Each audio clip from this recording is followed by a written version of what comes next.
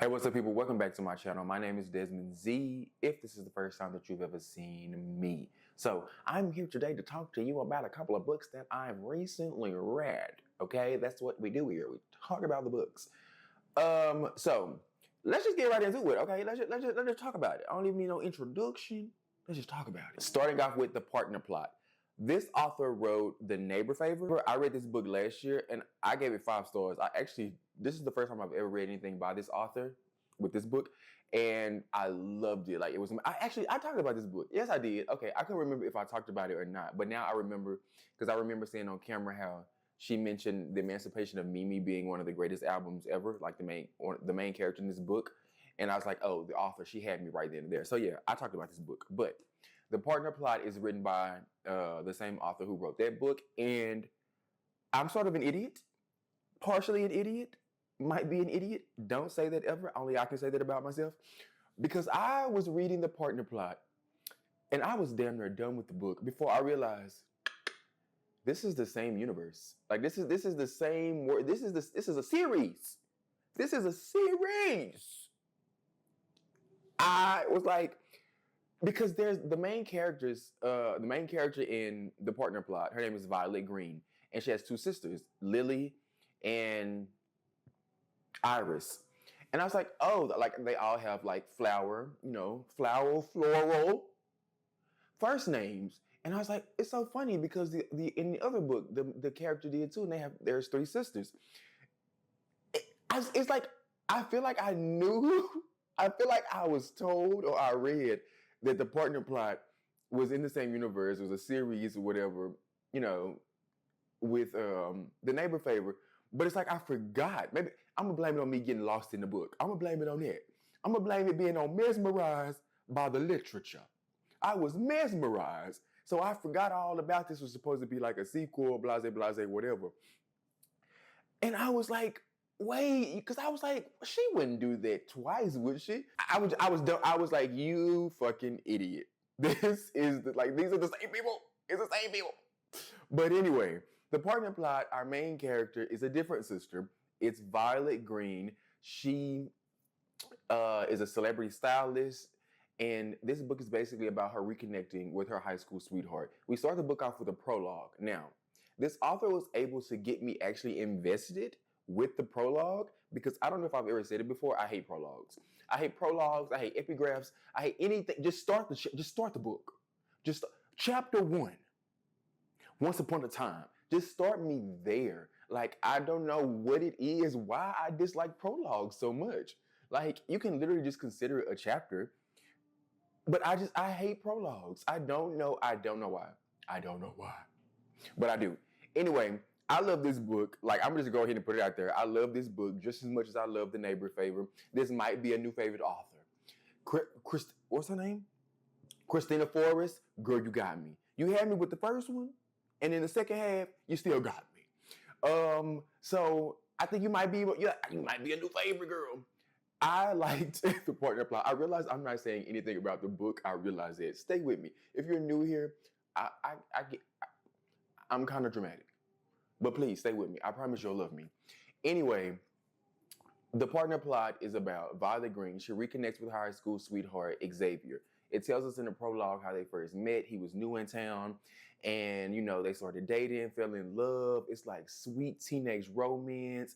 They make promises to each other. They do something else that connects them forever. And I won't tell you what it is because it's not really a major spoiler, but I feel like I'll let you find out on your own. She better than me because ain't no way in the world I would have ever. Okay? Him too. Both of y'all better than me because I ain't doing it. And then we fast forward 10 years later, like they've broken up. I'll say that. Like, that's not because it's literally in the plot, in the synopsis. They end up breaking up as teenagers do, and they're going about their lives. And now we have Xavier. He's a teacher back in their hometown, and she's a celebrity stylist traveling around the world doing big things or whatever. And so they run into each other in Las Vegas, where she's working with one of her clients / best friends, and he's there with his cousin, enjoying his birthday or whatever. And they reconnect, and the story goes from there. I love the dialogue. I love the banter. It just felt so real. That's something about this author that I realized with the first book. it just feels so natural. It feels so like these are people that I feel like I could hear about this. Like some of it is a little loopy, some of it is a little crazy. Like it's definitely made up, definitely fiction, definitely cinematic, literary. You know, this is one of those stories you see on the news or like in a TikTok or YouTube story time where it's kind of like, damn, that ain't no shit that happen every day. But other than that, like the main plot or whatever happens, like that, catapults the story. It feels real. Like I just can't I can't explain it. That's the best way I can like I can put into words. It's just that the story envelops you and I lost track of time while reading this. I was like, damn, I'm halfway through this. Damn, I'm almost finished with this. I will admit, I will say, hold on, that there are some later chapters in the book where it kind of loses its pizzazz. It kind of loses its spark. I don't know what it is. I feel like I say this about a lot of books. It could have ended sooner than it did, but that's not really the case. It's like I feel like it was an appropriate length. It just, I don't know. It's something about some of those later chapters where it just kind of lost its. It just wasn't completely doing it for me. It was missing something towards the end. It did get me back or whatever, but it just felt like some of the magic was lost. I don't know. I can't fully explain it. Maybe I'll talk about it later when I bring this book back up because I definitely will bring it back up. But with all that being said, I loved it. It was a really good story. I enjoyed it. Yeah. The Freedom Clause. Daphne and Dominic are our main characters. They are 25 years old. They met in college, got married at a young age, and they are now in a rut in their marriage. They feel like they've reached a crossroad. They've reached a fork in the road. They have reached a point where they feel like they are breaking, and just shit ain't panning out the way they thought it was going to be. Like the marriage is stuck. It's stale. It's stiff. Okay. What do you do at 25? You've married at such a young age. Things just aren't like, what do you do? What do you do? Dominic proposes, they open the marriage up. Now, y'all remember my last video, the last couple standing, we had a couple that felt like they were stuck, stale, stiff, and they felt like opening the marriage up would have helped. Your husband, your spouse come to you and say, look, girl, this shit ain't working. Maybe we should fuck other people. But they have rules. You can only have sex or be intimate with somebody else once a year. And Dominic is like, okay, we'll do it for 5 years. Once we turn 30, if it's no longer working for us, if it's just whatever, we'll stop it. I just feel like if you're only 25 and you've already reached a point, and I don't know. You know what? I take that back. But I don't know. It's something about being at the age of 25 and being married and somebody telling you that shit just ain't sweet no more. We should have sex with other people. Maybe we shouldn't even be together. I feel like that's a 40-year-old problem. I feel like that's some at 62, somebody tell you, we've been together too damn long. If we just 25 and you already coming to me and telling you that the shit is stale, god damn, we supposed to be still in the honeymoon phase. I know problems can come at any time. I know it has no age, it has no time. Like I know that. But I just on a surface level, I feel like on a surface level, I feel like at 25, you should not be bringing your motherfucking ass to me talking about we need to. Oh, I don't know. But throughout this whole thing, Dominic, he's stuck in a job that he doesn't really like. He wants to be a writer. He's never gotten that novel. He ain't never pushed it out. He's still trying to get the motherfucker written. And we have Hannah. Why I keep calling this woman Hannah? That woman's name is not Hannah. The author's name is Hannah Sloan. Yeah, okay, so that's why Daphne. Daphne, she starts to be more assertive. She starts, questioning things more. She starts, going for what she wants. She's always felt like the black sheep of her family, and her mom is always, talking about her weight, talking about her appearance. She's one of those high society, pinky in the air. You need to be real thin. Country club mothers. That's what she has. And Daphne is just like, girl, if I want to eat a motherfucking piece of bread, I'm gonna eat a piece of bread. So she starts questioning. She starts being more assertive. She also starts to write this blog anonymously, detailing it. She treats it like a journal, talking about this whole ordeal she's going through with her husband, but she puts it in the style of like, she's writing recipes, but she tells a story. You know how you go look for a recipe and you got somebody gonna tell you their whole fucking life story before they tell you to add sugar to the peas or to whip up some macaroni and cheese and put a little extra cheese on top. Like, that's all I came here for, girl. Just tell me what to preheat my oven to. Just tell me what the fuck to preheat the oven to, girl. I don't need to know about you and Dan and how y'all about to break up. I don't care about your mama's old Mustang that you trying to rebuild. Tell me how to bake this motherfucking cake, girl. That's what she does. She tells a story while talking about recipes, and it was a good story. I enjoyed it, and yeah, that's all I got. Dear Edward, I have talked about this book before. I read this book back in 2022, I believe, and it was 2022. And I talked about how I really enjoyed this book, how it was a really good story. I reread this because y'all know I'm on a journey. I'm trying to reread books. Like I've always said, how I don't reread books, but I've started to do that. I'm on this is like book 3 that I reread recently. I did not enjoy this. I did. This is why. This is why sometimes it's best to leave things in the past. You don't go back. You don't go back. I did not enjoy this on my reread. I did not. I need to go watch my original review of this.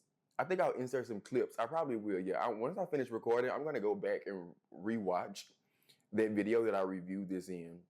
I have to find it, my original review, and see what I thought about it completely. See if I had it, because I feel like I had mixed feelings on it, but over time I feel like maybe my brain told me I liked it more than I did. It's actually really good. Like, I would give this book 4 stars. I thoroughly enjoyed it towards the end more so. Like, and I feel like that's always the case with me. Like, books always start off slow for me.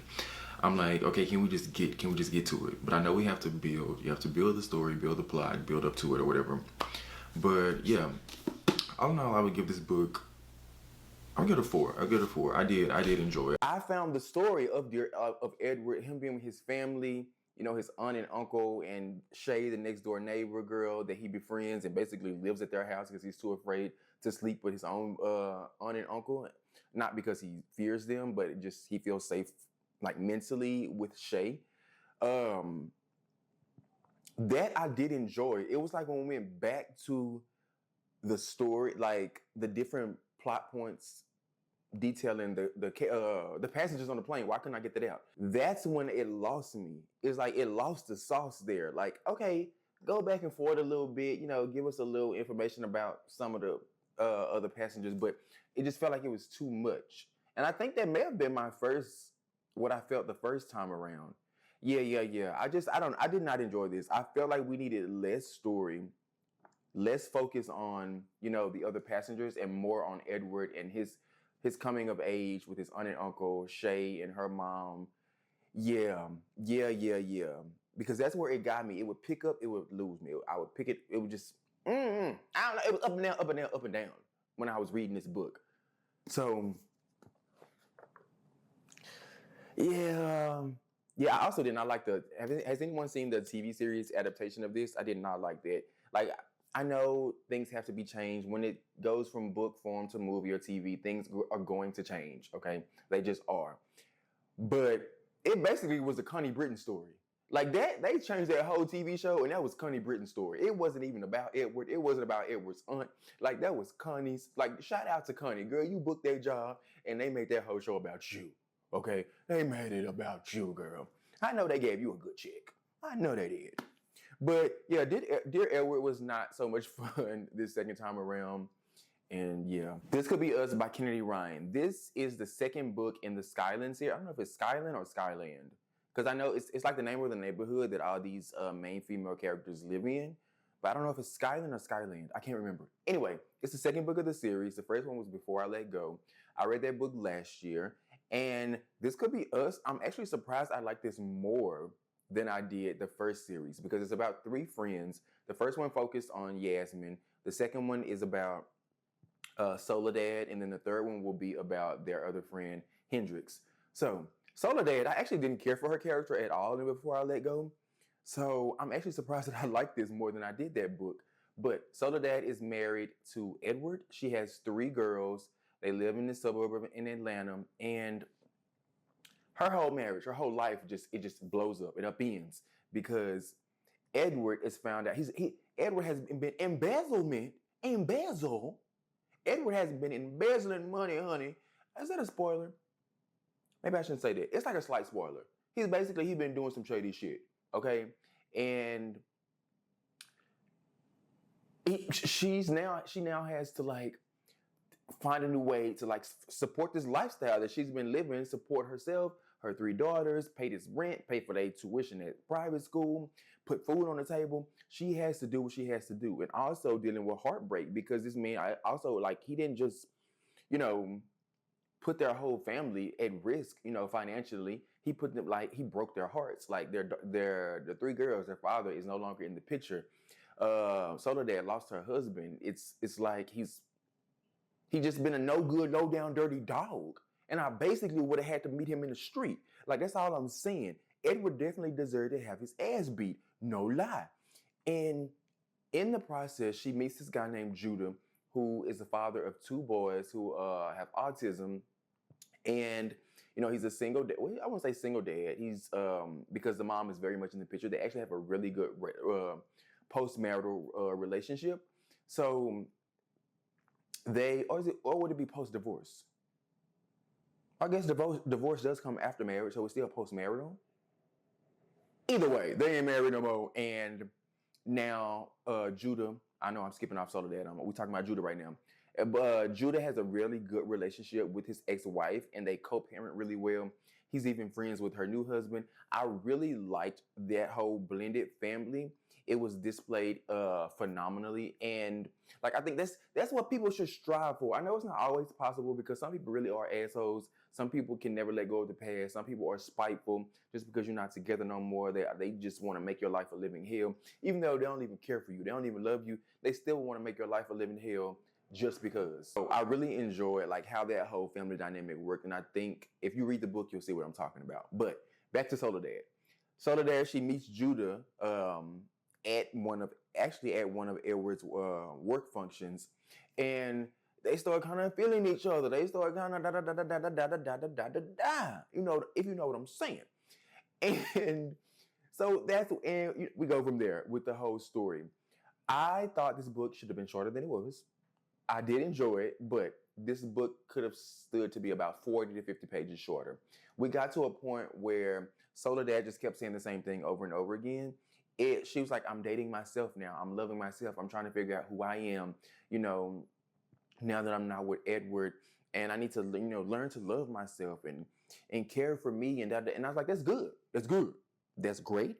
We love that. Everyone should be okay being alone. Everyone should be able to sit in a room by themselves for hours on end, maybe even days, and be okay here. Okay?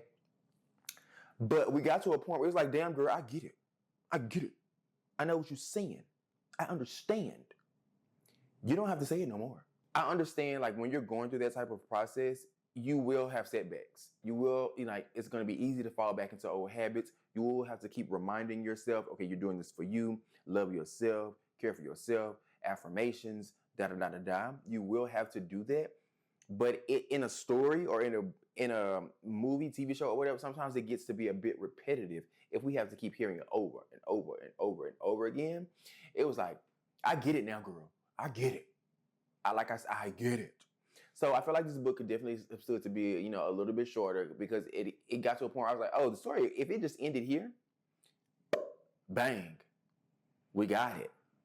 Go out with a bang. And because this story is a series that focuses on three women who are all friends. It touches on, you know, female friendship, talks about Soledad's, you know, mixed ancestry with, you know, Puerto Rican, Black American, her kids, their dad is white, Edward's a white guy, and talk about colorism, how the grandma, Edward's mom, only really cares for one of them because she's the fairest and looks, you know, more closely like Edward. So we talk about colorism within, like, you know, the Black and brown community and all these other different things that I've heard before, things that I've seen before, things that I've experienced. And so yeah, I really did. I enjoyed the series. Like that was really only my biggest thing is that the book needed to be about 40 pages shorter. That's it. Other than that, I enjoyed the story. Only This Beautiful Moment. Now, I'm not finished with this book, so I won't go into full detail, but I did just want to bring it up because I'm actually really enjoying it. I think I have like 3 more chapters to go, but they're kind of long chapters. They're like more like sections versus a chapter. It's like, because we deal with 3 different characters. In the book, the present day is 2019, and we have Mood, who's 17. He's he's a senior in high school. He's a gay teen, has a boyfriend, and his father, Saeed, is like, he's distant. He's like very like emotionally detached because he lost his wife. Mood lost his mom when Mood was only 4 years old. And things have been rough. Their relationship was never the same. And his son is gay, so he doesn't know how to deal with that because he has some bigotry that he needs to work through. He has some emotions, some things that he needs to work through, some understanding. And then we have Bobby, who is Saeed's dad, who's back in Tehran. And he's sick, so they have to leave Los Angeles and go back and see him before he passes away. So Mood has to, be withdrawn from school for a couple of weeks, go back here. And here we get the history of Saeed and who he was and his relationship with his dad. And then we get Bobby, the dad, his relationship, his upbringing, who he was back in 1939. So we go from 1939 to 1978 to 2019. These are the 3 main points in time that we're dealing with. Saeed and Bobby, I'm really enjoying their stories more so than I am Mood's, at least in the beginning. Now it's kind of evening out. I'm interested in all 3. Of the characters, but at first it was really just, the dad and the grandpa who's like, their stories really captivated me. But overall, I am enjoying this story. I feel like I'm just saying the same thing. So yeah, maybe I shouldn't talk about this right now. I'll come back. Just know I'm really enjoying this book. It's really good. And yeah, that is it for me in this video. Thank you so much for watching. I feel like this video went by, like I recorded this much quicker than I normally do. But maybe it's because I didn't talk about like a lot of books. But let me know down below. My lips feel dry. What you thought about any of these books. If you have read them, if you're interested in reading them, let me know in the comments. Because most of these I really enjoyed. Like, yeah, this has been a good reading, like back to back. It's been a good time for me as far as reading, except for Dear Edward, because, girl. But like I said, let me know down below if you've read any of these books. Give the video a thumbs up. Subscribe if you are not subscribed. Like, stick around. Okay, tell a friend to tell a friend. I'll see you in my next one. Thank you so much for watching.